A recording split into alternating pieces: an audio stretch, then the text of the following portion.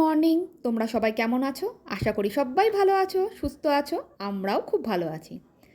তা একটা বৃষ্টি ভেজা সকাল নিয়ে চলে এলাম। সকাল সকাল মিঠিকে যখন রেডি করাচ্ছি, দেখছি তখনও বৃষ্টি হচ্ছে। বৃষ্টিটা বেশ ভোর থেকেই শুরু হয়েছে মনে হয়, টেরও পাইনি। তা দেখো, ভাবলাম একবার পাঠাবো কি পাঠাবো না, কিন্তু পাঠাতেই হবে। কি করব, না পাঠালে না পড়াগুলো পাওয়া খুব সমস্যা হয়ে দাঁড়ায়। আর নিজের লেখা না পেলে বন্ধুবান্ধবদের কাছ থেকে চাইতেও লজ্জা লাগে। হ্যাঁ, আমি পাঠাতে পারি, তোমরা পাঠাতে পারো না, এটা তো মানুষের মনেই হতে পারে। দেখো, তেমনি আবার হাওয়া দিচ্ছে, হাওয়াটা খুব মিষ্টি লাগছে, কিন্তু কি বলবো বুঝে আর পাচ্ছি না। রিক্সা স্ট্যান্ডে রিক্সাগুলোও না ঠিক ওই সময় চারিদিক থেকে লোকজন তো অফিস, কলেজ, স্কুল সবই থাকে, চলে যায় নিয়ে। আর এই দেখো, আমি স্কুলে দিয়ে তাড়াতাড়ি চলেও এসেছি। আর আমি না এই চা পাতাটা কেন কিনেছি তোমাদের একটা জিনিস করে দেখাবো, কি করব বলে কিনে নিয়ে এসেছি।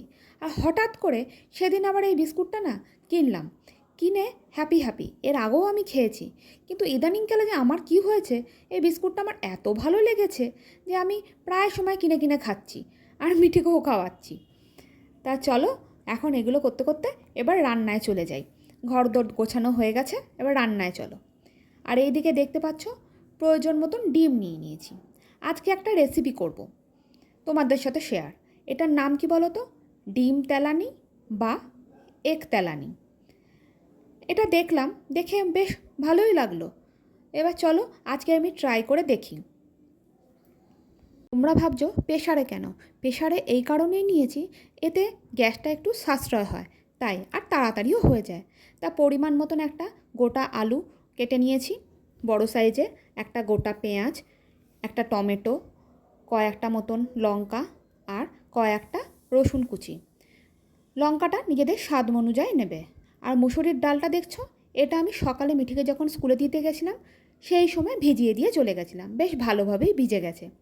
আর এই যে লঙ্কা, পেঁয়াজ, টমেটো, তারপরে ডাল, আলু, এগুলোকে সব একটা বড় পাত্রে ঢেলে নিয়েছি।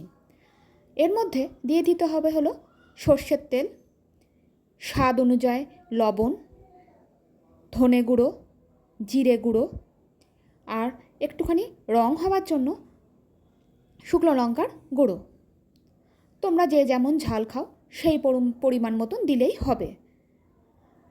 আর এটাকে এবার আমি হাত দিয়ে ভালো করে চটকে মেখে নেব, যাতে বেশ ভালো করে মিশ্রণটা হয়ে যায়।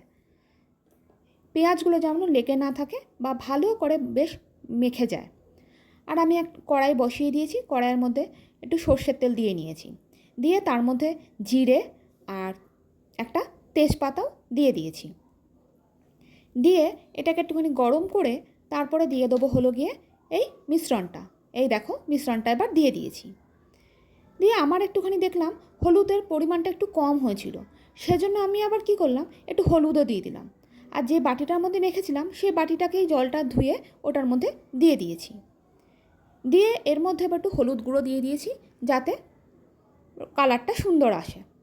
এবার এটাকে বেশ কিছুক্ষণ রেখে দেবো ঢেকে, যতক্ষণ না সেদ্ধ হচ্ছে আলুটা আর ডালটা। আর এই করতে করতে আমার ডালটা আর আলুটা বেশ সেদ্ধ হয়ে এসছে। যখন খুললাম বেশ সুন্দর একটা মিষ্টি গন্ধ বেরোচ্ছিল, লোভনীয় গন্ধ।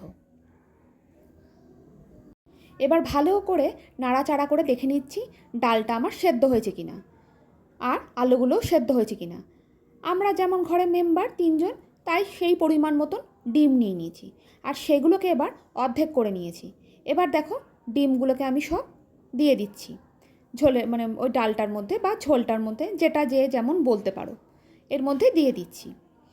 দিয়ে এখন তো হালকাভাবে ফুটছে, আর বেশ ভালো করে যখন নামাবে তখন বেশ ভালো করে গ্যাসটা জোরে দিয়ে নামাবে। টকবক করে যখন ফুটে উঠবে, বুঝতে পারবে যে গন্ধটা খুব ভালো বেরোচ্ছে, তখন কিন্তু নামাবে। তার আগে নামিও না, নয়তো গন্ধটা দেখলেই বোঝা যাবে যে গন্ধটা কেমন বেরোচ্ছে। তাহলে এবার এগুলোকে আমি চুবিয়ে দিচ্ছি, যাতে ভালো করে ফুটতে পারে। এই দেখো, আমি খুন্তি দিয়ে দিয়ে ভালো করে চুবিয়ে দিচ্ছি। এবার আমি এটাকে এবার ছেড়ে দেবো চুবিয়ে দেওয়ার পর, যাতে টকবক করে ফুটে ওঠে। এই দেখো, এবার আমি গ্যাসটা এবার জোরে দিয়ে দিয়েছি, যাতে টকবক করে ফোটে। দেখতে পাচ্ছ, একদম ভালোভাবে গ্যাসটা জোরে দিয়ে টকবক করে ফুটতে দিয়ে দিয়েছি।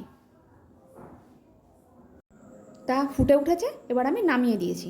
নামিয়ে দিয়ে দেখো বেশ সুন্দর কালারটা এসছে, আর খেতেও কিন্তু মন্দ হয়নি। তোমরা অবশ্যই রেসিপিটা একবার ট্রাই করো, আশা করি ভালো লাগবে। তা যাই হোক, এই করতে করতে খেয়ে খাওয়া দাওয়ার পর রেস্ট নিয়ে নিয়েছিলাম। আর মিঠির মিসও চলে এসেছিলো সন্ধেবেলা, তারপরে আর ভিডিও করিনি। আর এই যে মিঠি এখন নাকি শুয়ে শুয়ে টিভি দেখছে আর গান গাইছে। তা যাই হোক, এখানেই ভিডিওটা শেষ করলাম। তোমাদের যদি ভালো লেগে থাকে একটা like, comment, share and subscribe করতে একদমই ভুলো না। যারা যারা সাবস্ক্রাইব করেছো তাদেরকে অসংখ্য ধন্যবাদ। আর যারা যারা সাবস্ক্রাইব করোনি ভাবছো করবে, অবশ্যই একটা সাবস্ক্রাইব করে দিও আর কমেন্ট করে জানিও কেমন হচ্ছে ভিডিওটা, আর পাশে থেকো।